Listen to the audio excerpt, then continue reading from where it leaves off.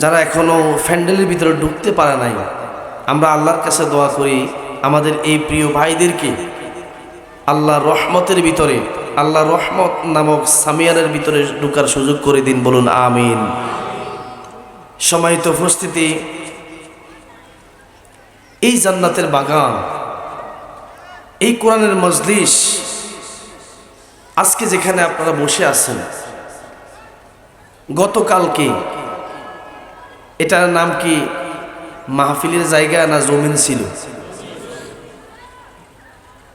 আবার আগামী দিন আজকে রাত্রের পরে এই জায়গাটাকে কি কেউ কোরআনের বাগান বলবে?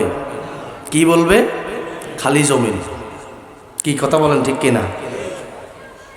এই জন্য আজকেই যে সুযোগটা আপনাদের কাছে আছে, এই সুযোগটা হাতছাড়া করবেন না। মাহফিলের শেষ পর্যন্ত থেকে আমি আল্লাহর কাছে দোয়া করি, আল্লাহ রাব্বুল আলামিন আজকের এই মাহফিলকে আমাদের হেদায়েতের উসিলা করে দিন, বলুন আমিন। তো আমরা এখানেই, আমার হাতে যে জিনিসটা দেখতে পাচ্ছেন এটার নাম কি? Quran is the our best constitution.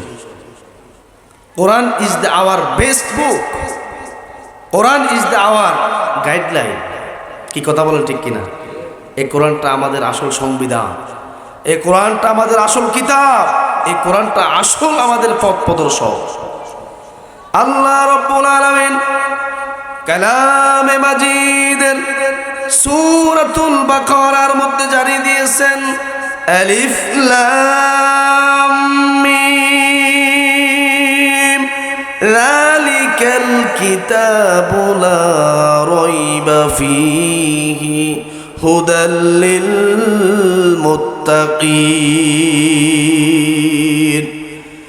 আল্লাহ পাক কালামে মাজিদের সূরাতুল বাকারার মধ্যে স্পষ্টভাবে জানিয়ে দিয়ে বলেন, এটা এমন একটা কিতাব, এটা এমন একটা ঔষিবাণী যার মধ্যে কোনো রকম সন্দেহ সংশয়ের অবকাশ নেই, ঠিক কিনা?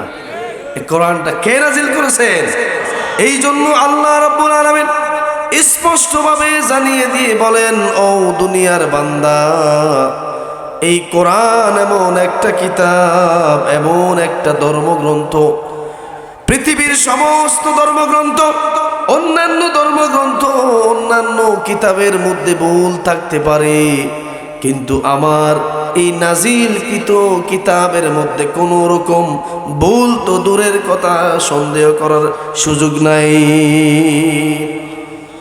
আল্লাহ পাক এই আয়াতের শেষে জানিয়ে দিয়েছেন, হুদাল লিল মুত্তাকিন।